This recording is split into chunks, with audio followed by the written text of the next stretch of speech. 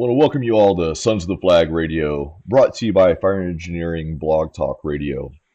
Sons of the Flag was founded in 2012 with the mission of just to support one burn survivor at the time. Sons of the Flag is a nonprofit organization that is fully committed to revolutionizing burn care for veterans, first responders, and civilian burn survivors by providing funding for innovative research, fellowships for doctors to help further their training in treating burn survivors, and supporting those impacted by traumatic burns. We are at the forefront of advancing burn technologies and advancements in surgical procedures, and we address needs for every age group, ethnicity, and geographic within the United States. So to that end, Sons of the Flag brings together pioneering physicians who are leaders in their field, experienced military service members, dedicated first responders, passionate civilians, and burn survivors to help us complete our mission. So as we start every show, since our last show in December, we want to make sure we highlight the fallen brothers and sisters in the fire service that we've lost, and then also take a moment of silence for all of our fallen military veterans, military heroes, and law enforcement since our last show also. So Robert Chandler, Ralph Meyer, Richard Sanders, George Turley, Joseph Murphy, Jeffrey Albanese, and Kevin Skinner. Let's take a moment of silence for them. All right, back 2025, new year, new me, new us, new Sons of the Flag. Yeah, it's an exciting time, man. I've been pumped up for I've always loved what we've done here. I've always been amped up by what we do here, but man, 2025 is bringing so many great things to this organization. We've already got Zach. Zach and DJ have revolutionized and turned this thing up on its end, man. They've came in and basically have defined what Sons is, man. Zach's the warrior, and Sons got that warrior fighting spirit, and Zach embodies everything that we believe in. we got the Mama Bear DJ. Yeah, you got Miss DJ out there who tear anyone's ass if we need her to, and she's going to get what we need to get done. So that's not me. Two very ferocious. Yeah, and then we got somebody even cooler sitting with us today. It's an absolute honor and a privilege. I've seen him at our luncheons. I've never formally really got to sit down and just chit chat with him. So this is kind of like the break the ice moment for Sons of the Flag, get to know each other. So if we have that awkward phase, this is what it's about. But we got our new boss man up here on the Zoom chat with us, Mr. Johnnie Yellock. Not Yellock, if I'm going to texting it up. Johnny's going to help us take the reins of this organization, and we're going to take this thing to the next level. Speaking with Bird multiple times over the last couple months, just kind of trying to figure out what's going on. What's the direction? How do we keep focused, keep the mission first? And he brought up Johnny's name and kind of gave me some information about Johnnie, and I said, let's do this thing. And so today we have the absolute privilege of having Johnnie here to kind of tell us a little bit about him. What's his backstory? How does he tie into Sons of the Flag? But also, what's his vision? I think it's important. It's a new year, so we're going to get that vision laid out, and we're all ready to hit the ground running, get the task force back up, get everybody rocking and rolling. So, Johnnie, man, it's an absolute pleasure to have you here. Great to be here, Justin. Or I'll call you Bemis, like seems like everyone else in the chat does. Yeah. Truly honored to be in your midst, to be welcomed, to take the reins of Sons of the Flag. It's an incredible honor and humbling. My background is unfortunately like Zach in trauma. We become experts through we didn't go looking for it. Well, Zach definitely didn't go looking for it. I may have had it coming as a special operator in the Air Force in Afghanistan.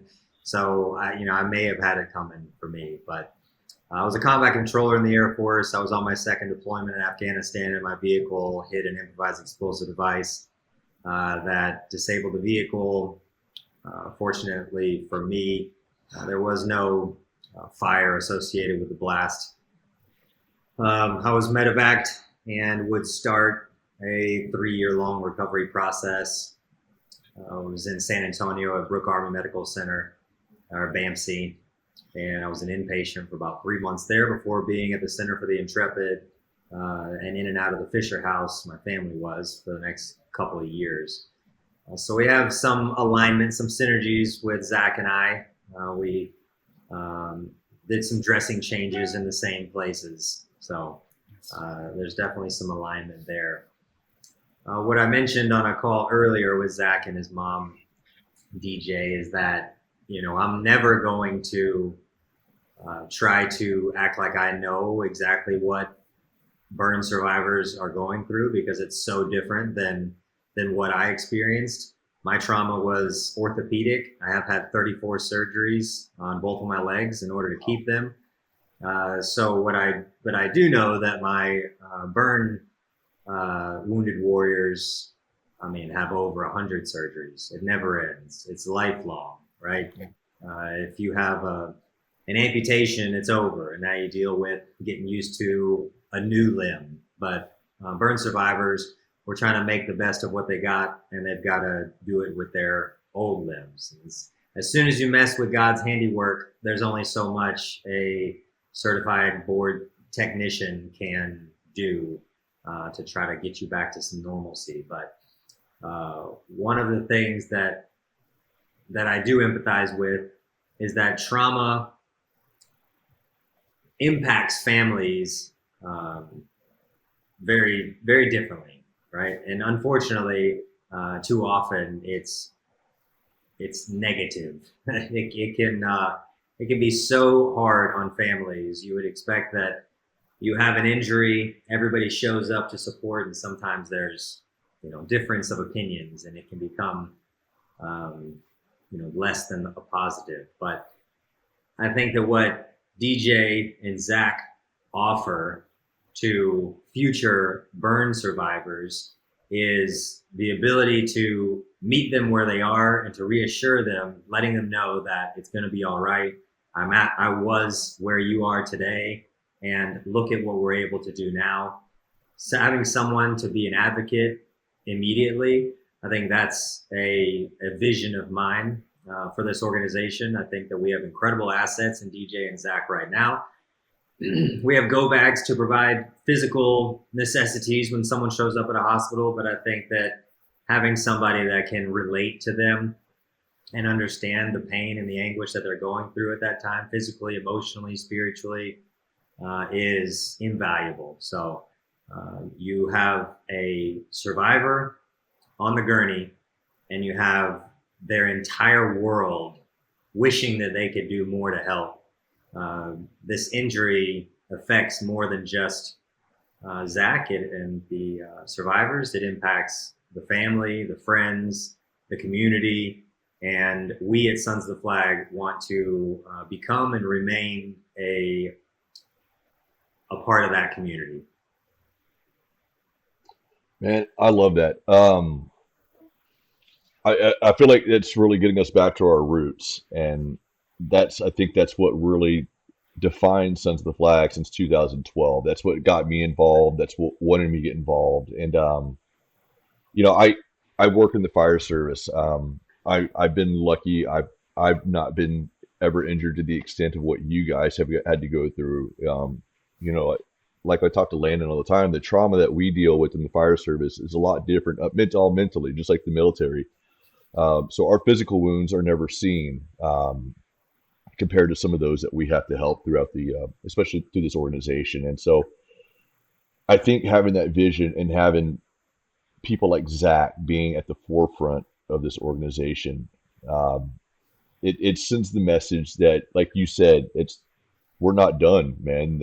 Our mission's to push forward, and between the organizations that Zach and DJ have, and that they're trying to change the mission on the fire prevention side, that's what we need. We need these guys that are at the forefront of this organization that are willing to take the reins and really push us to this next level.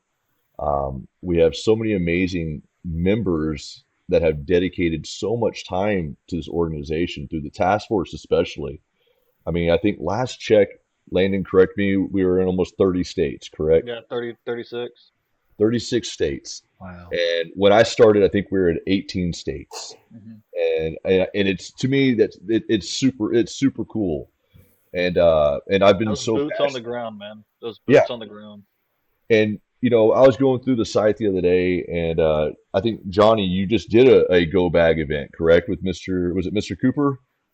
No, it's with Tito's actually, vodka. Tito's, that's right, Tito's. Yeah, I saw Mr. Cooper's on your website, but yeah, because I was gonna say I give them a lot of my money up for my mortgage each month. But anyways, um, no, Such a philanthropist you are. I, hey, you know what? Whatever I can, Um, but what I love is that, I remember going down when we had the office down in downtown, which, if anybody knows that we moved out of that building because we do a lot of this virtually now. We travel Yeah. so much, and there's no point in having a centralized location. We're based in Dallas, but the organization's nationwide. This is just what we consider to be our hub.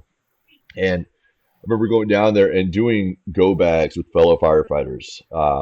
And that was the funnest thing ever because I knew where those bags were going. I knew what that bag was going to mean for that family. And it really meant more the day that I met DJ because I finally got to meet the person behind Zach that was there. Carl and 100%. DJ. I got to hear their stories. And when those go bags have those impacts like that, I know the people that they're going to be affecting. And just to see that small token being done through the Tito's group it got me excited again.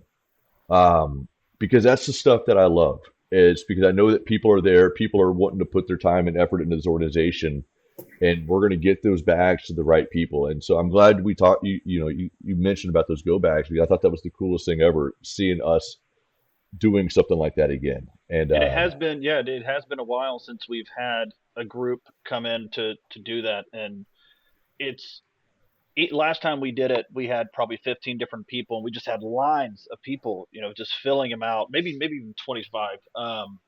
And people come in not knowing our mission, not understanding who Sons of the Flag is, and then they start seeing these small items that they're putting in the bags and these duffel bags, and I think it really tells a story on just you know when something like this happens to a family, everything is needed. yeah, So Yeah. much is and just even putting in those small blankets and the phone charger, it's like those aren't things that you would think about. And you're like, oh crap, yeah, you're rushing out the house to go help a family member, or your house is just burned down. You may not have anything even in your Anything. back pocket. Um, and it's always interesting to hear the voices around whenever they do get to volunteer and kind of come in and especially whenever they meet Zach and DJ. We did a golf tournament. Uh, Johnny, just to speak to your talking about the community, I had met Zach and DJ numerous times, and then we actually got to spend some time together in UT. But then I got to go down to their house and stay with them, um, and see the community that had supported Zach, and see what it meant for them, for us to them, for us to be there. Um, it's you could tell Humbling. just even even just the presence and going around, and Zach, DJ, and I went around and just shook hands with the golfers there, and it makes all the difference. It genuinely does. Yeah, you can pretend to care, but you cannot pretend to be there. That's a great way to Mm, put it. That's a that's great that's a way to great put it. way. That's yeah. great. No, and the best thing about these go bag events, this is just me. I'm a fireman. Is having 20 firemen in the same room because I can promise you, not a damn thing's getting done. There's so much trash talking and shit talking amongst each other. It's amazing. But And the worst thing to me as a civilian is having 20 firefighters in the room. yeah, you end up being our target. But Every time, every time. Also to speak to those go bags, like I remember hearing stories from my parents of they were in their pajamas for 3 to 4 days, using whatever charger they could find, they didn't really care much about their own well-being as much as they did just being there for me. And so it really does provide a little sense of home to these people who maybe 100 miles, maybe 50 miles, maybe even more than that, can charge their phone, can put on, deodorant, can feel a semblance of normality whilst experiencing, um, a very large trauma. And so it's a beautiful thing that we're able to do for these individuals. and even kind of talking about the organization, you were kind of alluding to the doctor stuff. we have, I think, the best group of doctors tied to this organization. Dr. Levy here, at UT Southwestern, his entire group down here, and then obviously Dr. Caterson. The group that we have is absolutely amazing, and the amount of time that they give to this organization. I mean, I don't know how to explain what it means, but it it's a huge impact, and this is time out of their day and their career to really push the mission of what we're trying to do forward, and I think it's absolutely phenomenal. Um, but what I love is, Johnny, you've got the history of the trauma, like you said, the trauma side. You understand the small aspect of what our patients and our recipients are going to go through. On the fire side, I deal with them in the field. From the point of contact to the point of release to the hospital. That's my extent when dealing with anybody that's had these types of injuries. And so we don't have the full story. We don't know what's going on. I think that's what a lot of us in the fire service is our biggest problem is that we don't have that information. I know personally when I was riding the box and doing a lot of these calls, I didn't want to make it personal, but it ended up being personal because you want to know, man, did they make it? What's their status? Are they living a quality of life again? And I've always found it was really rewarding to finally meet people when they got out of the hospital and you came back and talked to you and like, man, hey, I'm here because of what you did. And to hear, people like Zach and the others that we have helped down the line, to see that, yeah, they did make it. I know Chief Stevens, who was involved with Zach's process, and to hear the wondering on their side, was Zach going to really make it? And to know that an organization like us was there to help them and to get all involved with this entire process to get Zach to where he is now, I don't know how you wouldn't want to be a part of something so massive and so moving. And And this fills that gap as a firefighter that I need to see the outcome that we all desire. well, and So this isn't the first nonprofit that you've worked with, Johnny, is it? You give us a little bit of your backstory on the nonprofits that you've worked with, and even your speaking, which is more. You can dive into JohnnyYellock.com for more information on that. yeah, I got it yesterday. That's a nice plug there. Yep. So the most consistent thing I've done since getting out of the military is public speaking. So I've been able to travel and do a little bit of that. Find out more at JohnnyYellock.com. But I've been blessed to have made the decision to get out of the military. I was given the option of staying in and doing a different capacity as a combat controller. I could do research and development stuff, or I could work in recruiting and training. I realized that God had a different plan for me, and that if I couldn't do everything, couldn't take the fight to the enemy, that I didn't want to do any of it. So I pivoted, made the choice to retire from the military, and was immediately presented with an opportunity to serve. And that's the thing about all of us in the service industry, is that you either have a calling to it or you don't, and it doesn't matter what uniform you're wearing, you're going to answer the call. So when I got out of the military, I took off the uniform, but I'll never stop serving the American people. I started working for an organization out of Houston that was building specially adapted homes for wounded warriors. I was their veteran liaison, so I did pretty much what DJ Sutterfield does for Sons of the Flag, being that familiar voice that people can talk to relay information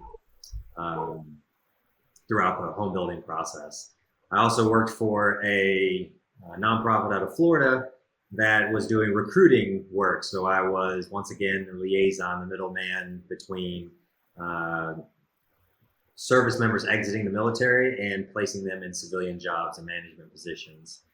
And then I started an organization that made custom fit cowboy boots for wounded warriors and first responders, and was the executive director for them for about 7 years. So most recently I worked for another nonprofit out of Dallas that focuses more on political stuff.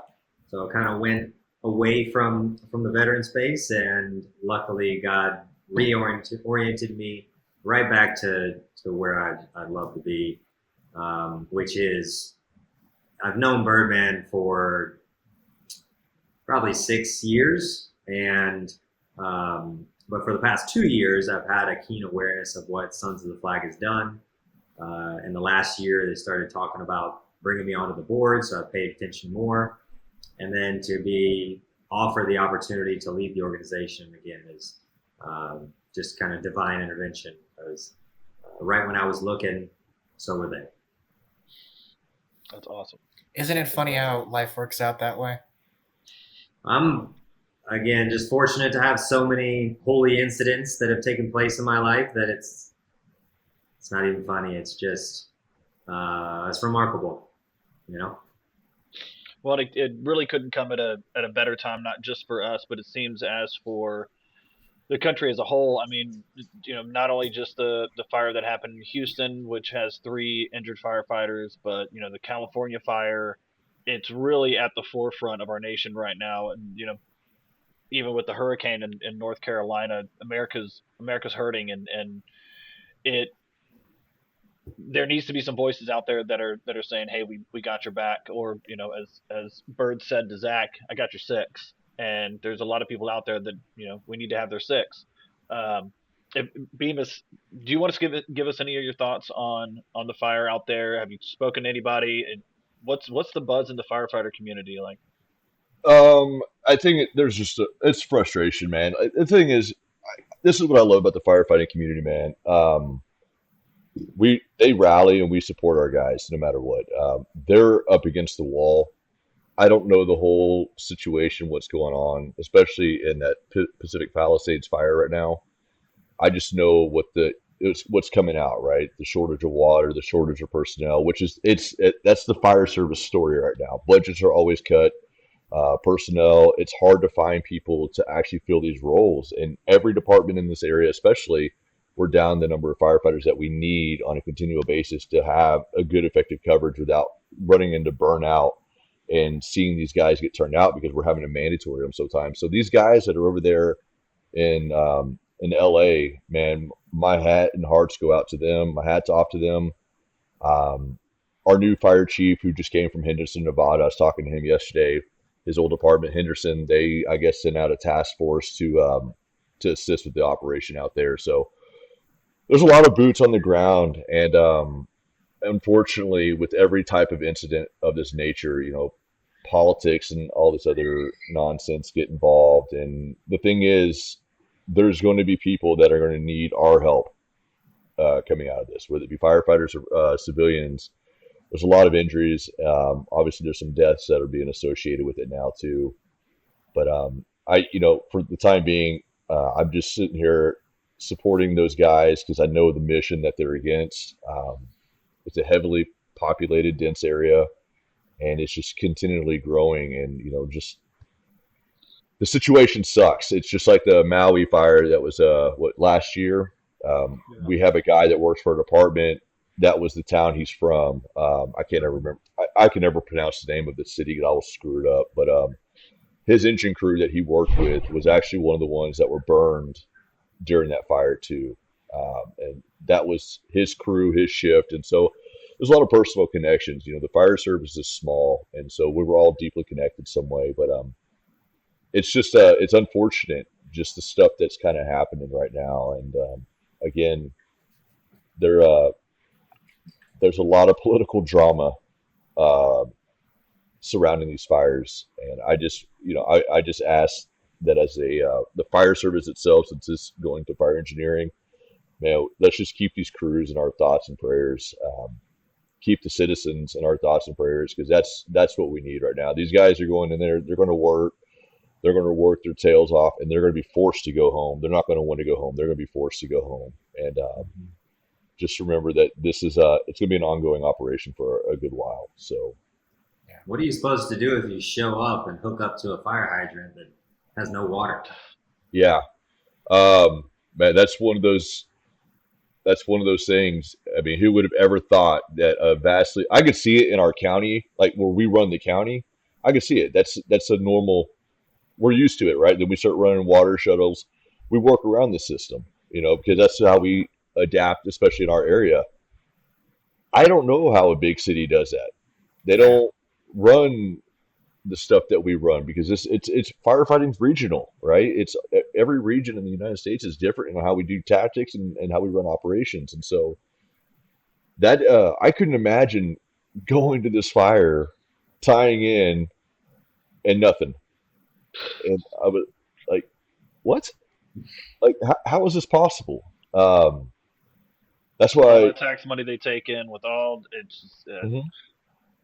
That's why I'm saying, man. uh, It's so hard. It's so easy to get frustrated because the stuff I'm seeing right now, it's very frustrating, and you just, you, I don't know, it gets under the crawl of your skin, especially from some of the administrative side in the fire service. Some of the stuff that's coming out right now, especially coming out of LA County. But there's people, these firefighters that are boots on the ground. This is what they work for, man. This is what they want to do. This is what they do. But they're being put in a situation that is not what they ever signed up for. They're No. put in a situation with no resources available, nothing at their disposal, and basically saying, figure out the problem. And then you have their upper echelon saying they're I'm not going to get into that. I'm gonna hold off on that. But their viewpoints and opinions, and it's not in alignment with the fire service. Is all I can say. Uh, I know there's those guys in LA. I was talking to my wife about the fire earlier because we were in that area just a couple of years ago, in that Santa Monica area right there at Pacific Palisades. I was telling her, like, all that's gone. That whole little area just to the north of where we're at, it's all gone now. Remember how beautiful it was, how amazing it looked, and now it's rubble. But and it's rubble because of politics getting in the way, in my opinion. and Zach, you have a unique perspective on this. Obviously, there's going to be a lot of burns coming out of this, and a lot Oh of yeah. families, and the loss. Um, I don't know what you want to speak about on that point, but you have a unique insight, and if there's anything that you can, if somebody from there is listening to this, or even somebody who's been affected out in Houston, what are some of your thoughts on, even just staying strong, and it seems dark now, but you know, just time. I'd say a few things. I think one of the most important things to remember when you're going through a travesty as large as this is, that airplane rule of it is okay to put your own mask on first. You got to take care of yourself to take care of others.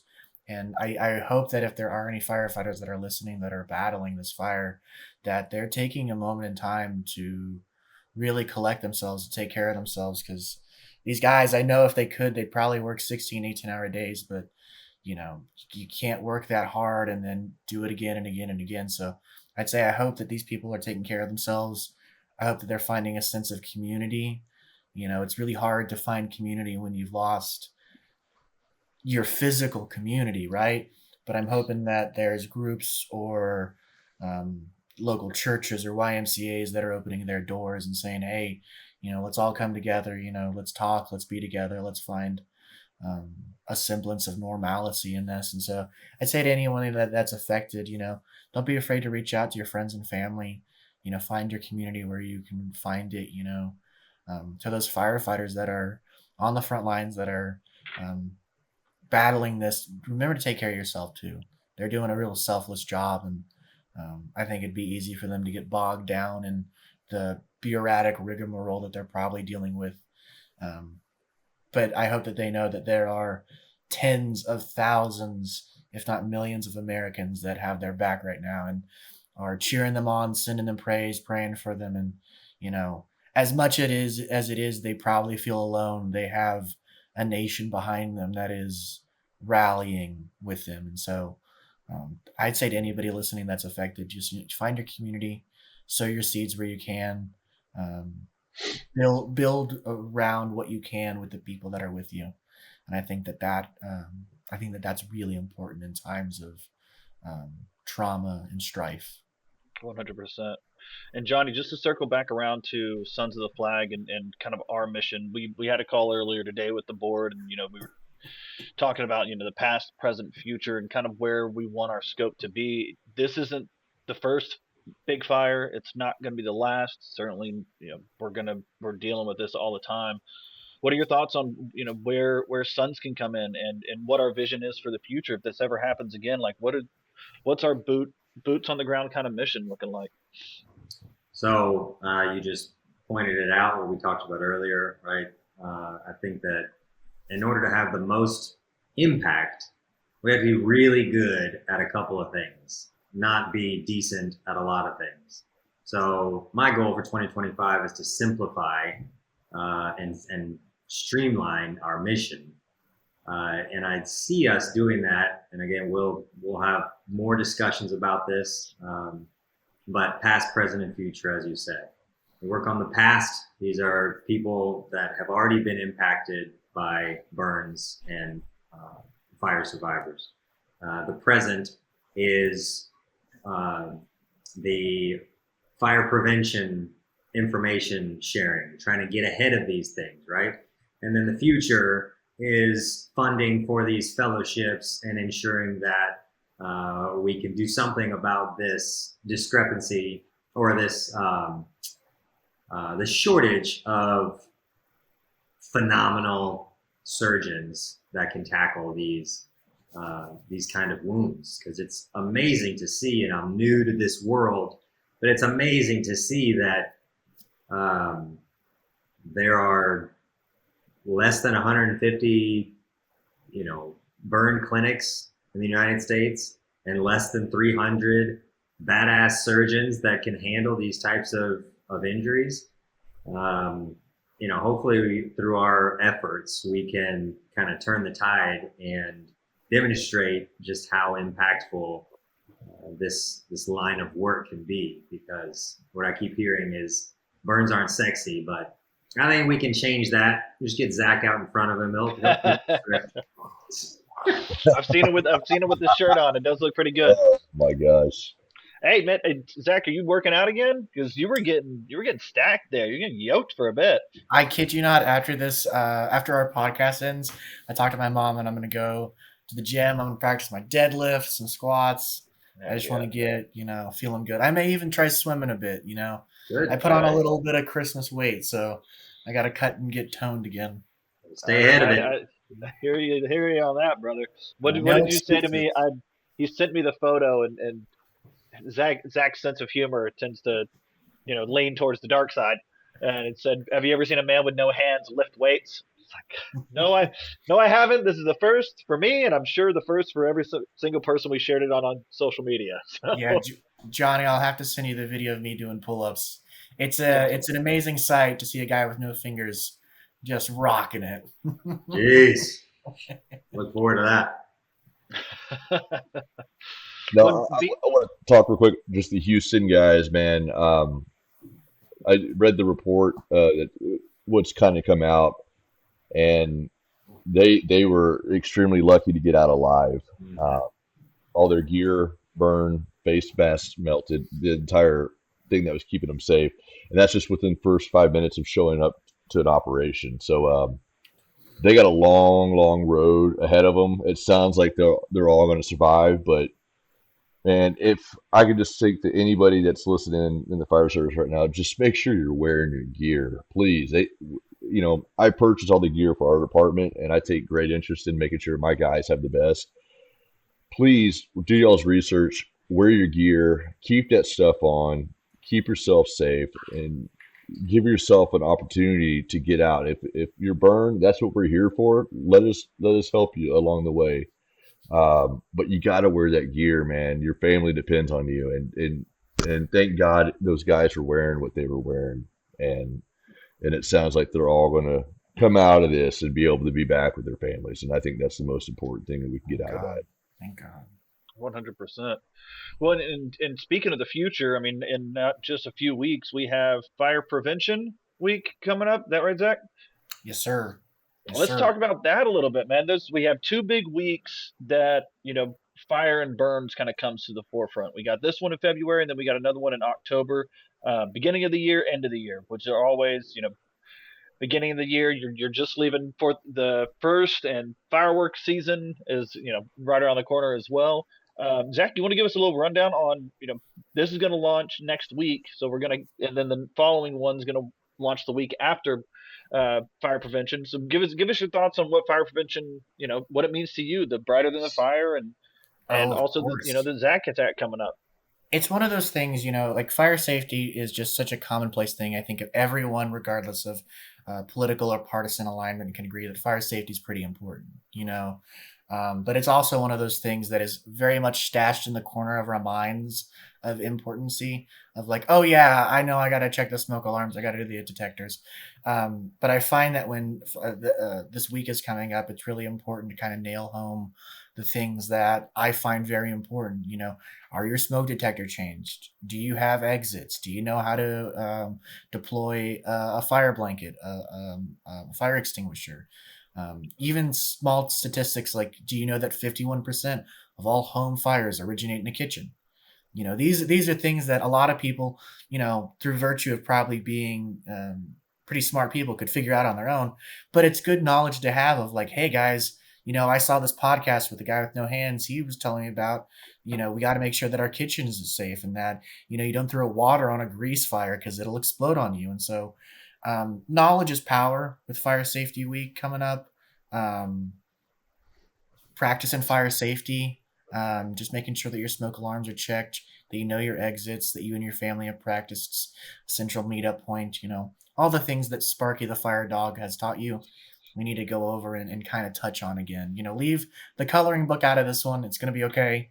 Let's talk about your exits, your egress, your fire safety plan, and if you're living with multiple people, knowing like a central meetup location, even something as simple as knowing where your closest fire station is. Like we know that Firehouse 3 is 6 blocks away, close to the loop. All right, that's awesome to know because at least we know where the closest one is so that we can call them. Things like that with fire safety or with this upcoming week are really important, and I would say it would behoove anybody who is living in multi-residentials or even a house to just practice their fire plan. It's paramount. It's important, and I cannot undersell the importance of fire safety. Listen to the burned guy. I promise. Hey, that's awesome, Zach. Hey, Bemis, what happens to expired fire hydrants? What are we supposed to do with a fire hydrant that's expired? Fire extinguisher or fire hydrant? I apologize. You know what I mean. Fire Oh yeah, I was making sure. I was like, well, I think our public water, our public works department will take them, but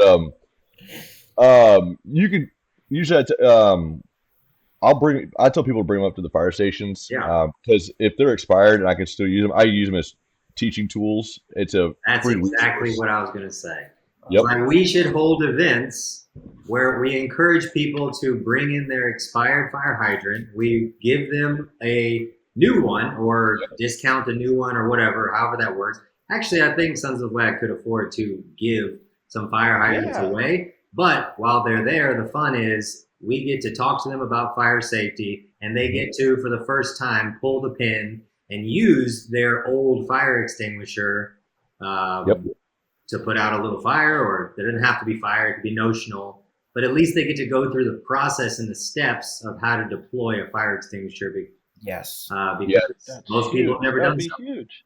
Yeah, there's a lot of training resources that are out there now, and that's something I've always wanted to do is to partner with like Lowe's or Home Depot and be like, hey, we all donate smoke detectors and some extinguishers. That way we can give them out to to individuals, but also when you give it out, part of the receiving it is you're going to get a quick lesson. You don't just get something for free. We're going to give you a 5-minute lesson and let you go through the process. I want you to understand. And so I tell people all the time, bring them up to the station, bring them to my house. If you can't bring them to the station or nobody will take them, bring them to me. I'll take them to my house and I'll take them up to the station because I use it for our Citizens Fire Academy. I'm building a junior firefighter program right now. So all these kids are going to get this information and it's huge. I know Lion and Bullard, they have a great product that teaches people how to use fire extinguishers. It's an electronic-based setup, but it teaches you how to, pull, aim, sweep, and squeeze and sweep. So it teaches you the steps, and you have to actually do it the right way, or the fire won't go out. It's a digital setup, but it's a great way to get a point across to get people using an extinguisher in a controlled setting. So no, I think that's a huge idea, and because it helps people also get rid of stuff that they have that need to get rid of. Because most of these extinguishers, just because they expire, doesn't mean they're out of service. It's just Right. their shelf life is gone, and Right. we can still do something with it, and we can show you how to do it. So I think Those it's Extinguisher. Those expiration dates are to Extinguishers, cover the manufacturers. So Yeah. if Yep. you pull the pin and it doesn't work, it's not Yep. my fault. We Yeah, put the date on exactly. there. That'd It's be like an awesome every extinguisher service. exchange kind of thing, like sponsored by Sons of the Flag and Lowe's. That'd be pretty sick. That'd be cool. That'd be a cool program. You could I think also too- have a demonstration where, you pull the pin, you step back, you do the sweep, you do all this stuff with this. Or Zach shows you just pull this red tab and put a blanket over it and you're done. Yep. Yeah. Yeah. Which we did the the blanket has been at the forefront of DJ's mind for quite some time now. And when we were down there, we did the blanket deal, and even Zach, with one hand, Double he was amputees. able to do it like immediately. And I've been seeing now, since we've done that, I've been seeing more and more online about it, which is really promising to see that it's. And I have mine hanging in my kitchen. So Heck yeah, dude. No, that's, go that's, show me. that's staying right by the stove. Huh? Well, Show that's, me. It's actually that red thing right there. Right there. Nice. that's another thing that you should be aware of. And I think Bemis can correct me if I'm wrong here, but a common misconception is you want the blanket like right by the flame.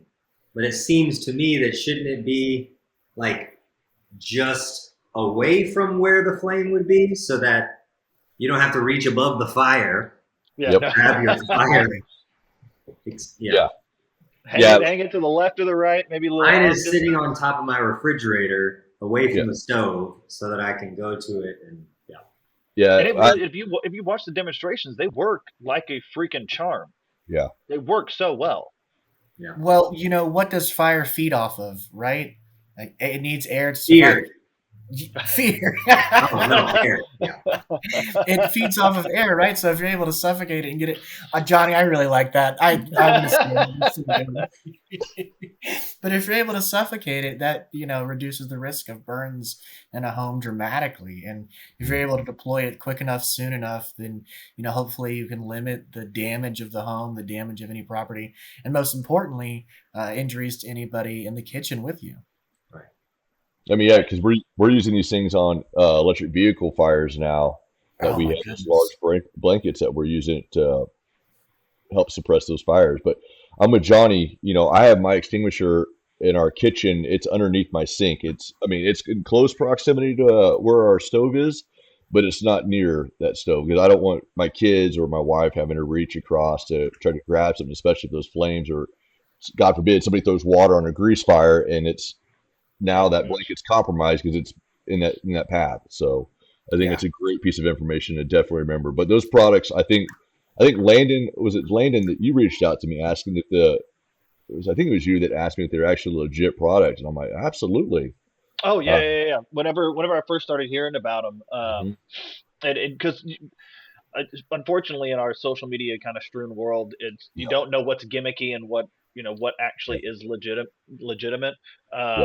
Well, and that brings up a little bit somber note. I'm sure y'all heard about the lady on the New York subway who was just, and to watch the video of so many people just standing back and filming and nobody having a clue on what to do or how to help, not knowing they could have taken their shirt off and at least tried something.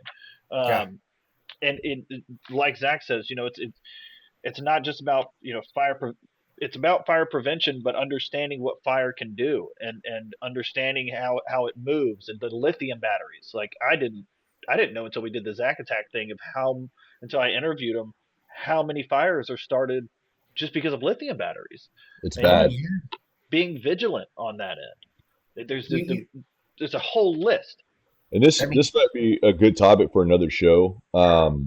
Is talking about that, but the UL side of it, because I don't like to buy, and I stress to my wife, we don't buy anything for our house that's electronic based without having that UL stamp on the back of it, because I know that it's been trusted and verified and gone through their process.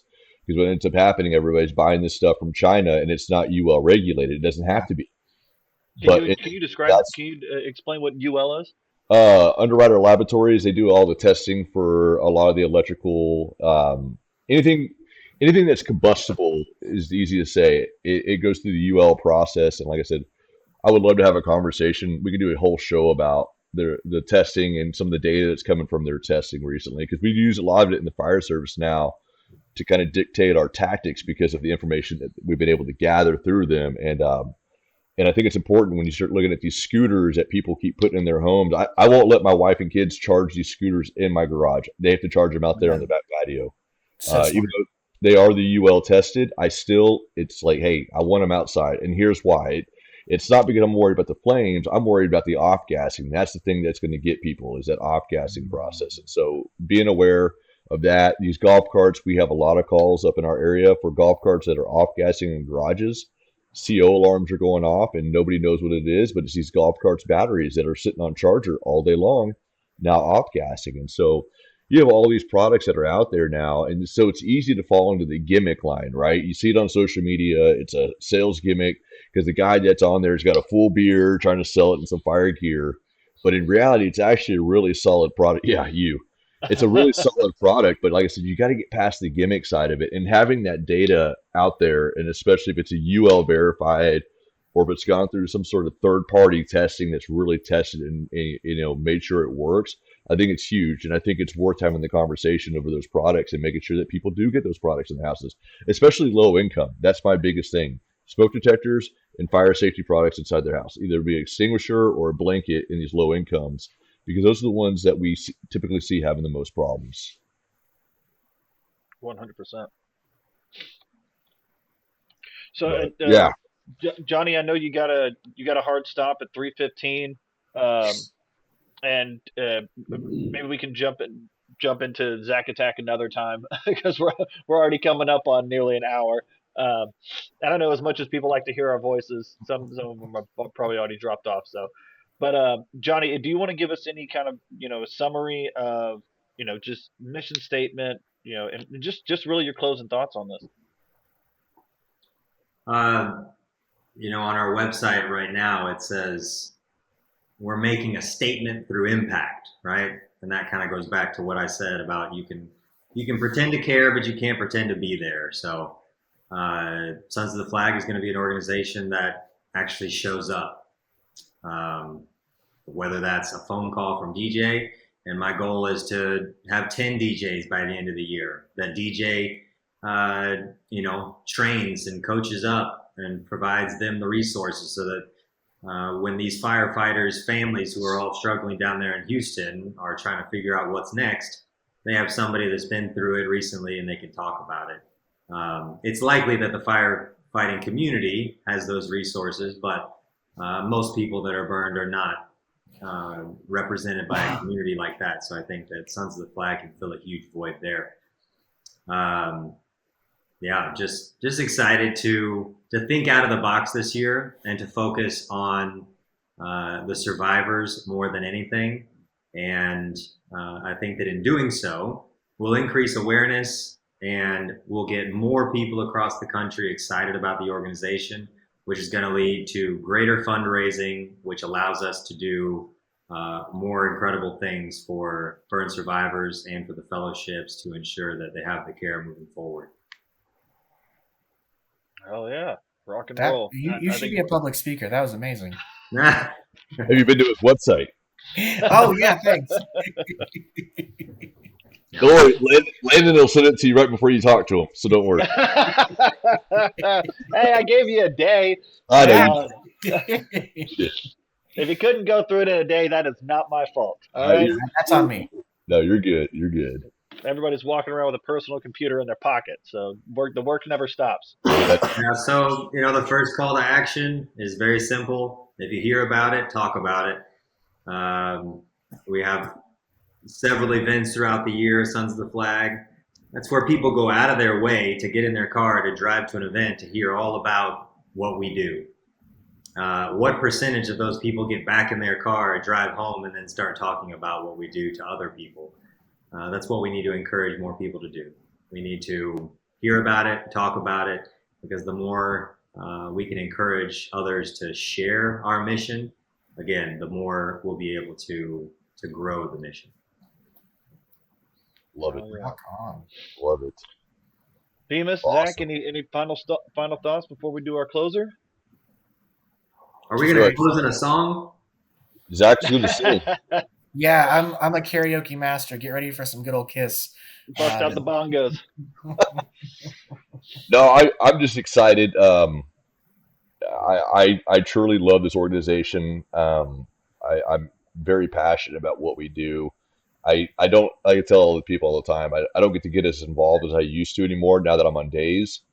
But being able to do this show, being able to sit here and talk with Lane and Zach, and now that having you a part of this thing, Johnny, it's going to be so much fun. Um, I love the task force. I love everything that these guys do. I love that everything that we stand for. And again, I just love our mission. I love talking about this organization. It has a direct impact on my life, and it's because it's made me a better person and a better firefighter because I take my message from here to my guys at work. And so they hate it, but they hear about Sons of Flag a lot, and the guys love the organization. But it's even cooler when they get to meet everybody behind the organization, and it makes it more real for them. And so I'm just thankful for my fire department and the support that they give me and allow me to be a part of this organization and continually help spread the message and put this ugly face out there periodically. So it's awesome. Just cover it with a dot.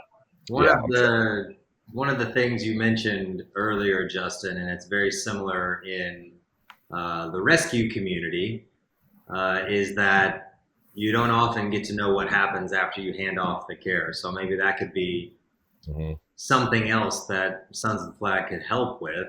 And that's because we're going to hear about these incidents and these people that are injured, and we might be able to facilitate connecting the dots of who it was that pulled you out of there, and just ensure that the firefighters get that closure. And for the survivor, that's everything, just to be able to thank the person that was responsible for saving their life. 100%. I agree. Absolutely. I love that.